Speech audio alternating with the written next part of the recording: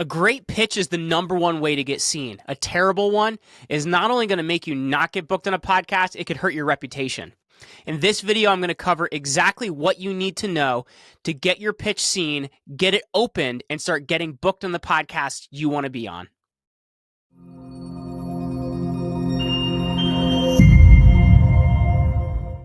Hey, I'm Ryan Slate. I am the co-founder and CEO of Command Your Brand. We are your source for everything that comes to podcasting, whether it's education, whether it's creating a podcast, booking podcasts. Check us out at commandyourbrand.com.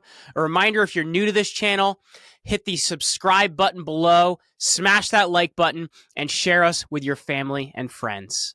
When you're writing a pitch, most of the time it is through email, though I personally have found Twitter and LinkedIn to be really successful places in order to reach out to people. Twitter especially, because what I like to do is engage with someone for a little bit first, add some value to their community, and if their DMs are open, send them a DM.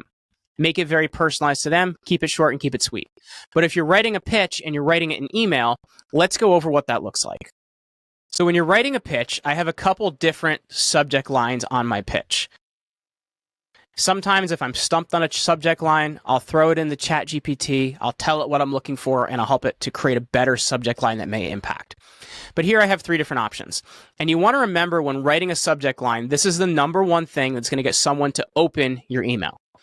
And you want to think about how they're reading it. Are they reading it on a desktop where they're going to get about 5 words before they decide to open your email? Are they looking at it on a mobile device where they're going to get about 3 words to decide to open your email? So you want to make your words really matter. You want to make them really impact. So if I was putting that in the chat GPT, I would say make the first 3 to 5 keywords really vital. Then when you're writing your pitch, you want to start out talking about who you are and your purpose.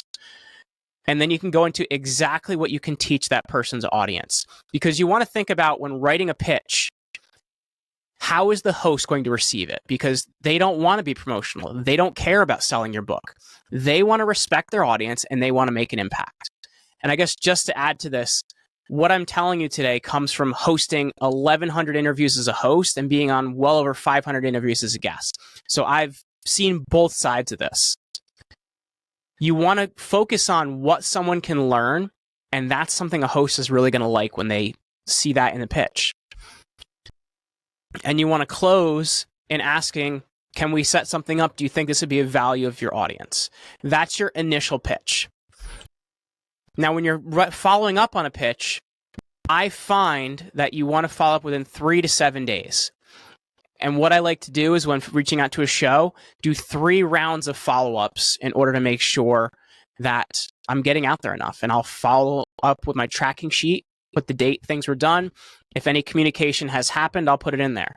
Now, sometimes you may get responses to your pitch like no or take me off your list. This is actually a great opportunity to get in communication with somebody like, hey, you're not on a list. I'm actually just reaching out to you because I thought this would be a great fit. Totally understand if it's not. Is there a way I can be of value to your audience? You always want to be thinking of how can I create an opportunity for communication and how can I take this somewhere to make a really big impact?